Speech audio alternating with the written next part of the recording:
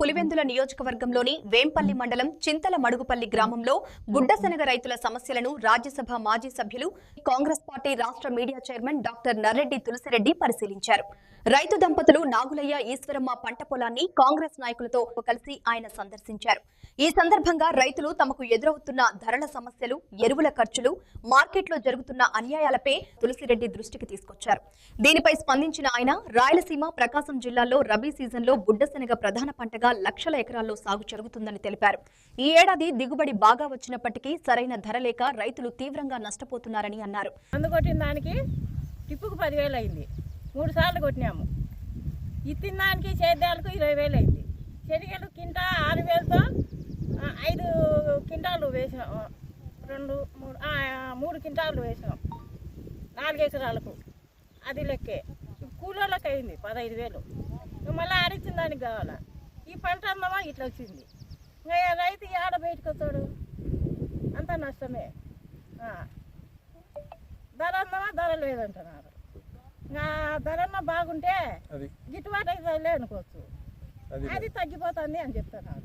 ప్రస్తుతం మనం కడప జిల్లా పులివెందుల అసెంబ్లీ నియోజకవర్గం వేంపల్లె మండలం చింతలమడుగుపల్లె గ్రామ పరిధిలో నాగులయ్య, ఈశ్వరమ్మ వీరికి చెందినటువంటి బుడ్డశనగ పంట పొలంలో ఉన్నాం. రాయలసీమ, ప్రకాశం జిల్లాల్లో రబీలో ప్రధానమైన పంట బుడ్డశనగ పంట, ఈ యొక్క పప్పు శనగ పంట. దాదాపు 11.5 లక్షల ఎకరాల్లో ఈ పంట వేస్తారు. ఇదే కొన్ని చోట్ల ఇది ఏకైక పంట ఇదే. ఈసారి కొంతవరకు దిగుబడి బాగానే వచ్చింది, కానీ ధర లేదు. కేంద్ర ప్రభుత్వం ఏమో మినిమం సపోర్ట్ ప్రైస్ క్వింటాలకు 5,870 రూపాయలుగా ప్రకటించింది. కానీ మార్కెట్లో 4,800 రూపాయలకు, 4,700 ఆ ప్రాంతంలో కొంటున్నారు.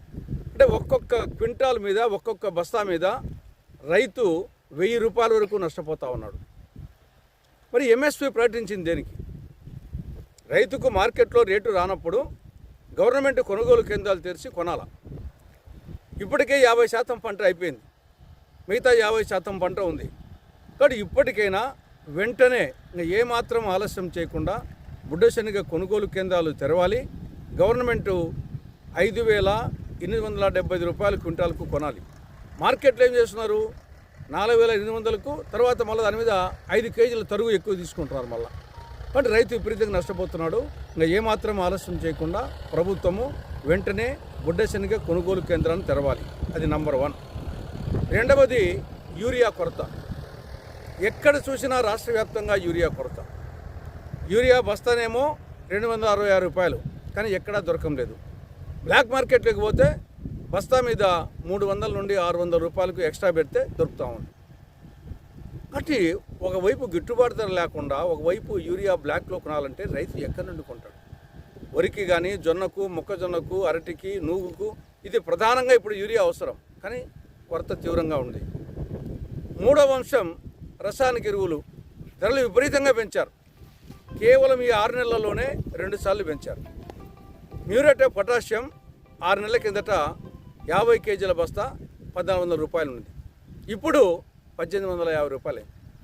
14, 35, 14 6 నెలల కిందట 1,450 రూపాయలు ఉన్నది. ఇప్పుడు 2,150 రూపాయలు. అంటే ఒక్కొక్క బస్తా మీద 500, 600, 700 రూపాయలు పెరిగింది.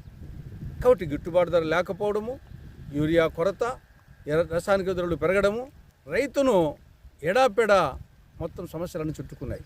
కాబట్టి ఈ నేపథ్యంలో కాంగ్రెస్ పార్టీ 3 డిమాండ్లు. ఇక ఏమాత్రం ఆలస్యం చేయకుండా వెంటనే బుడ్డశనగ కొనుగోలు కేంద్రాలు ఏర్పాటు చేయాలి. రెండవది యూరియా కొరత లేకుండా చూడాలి.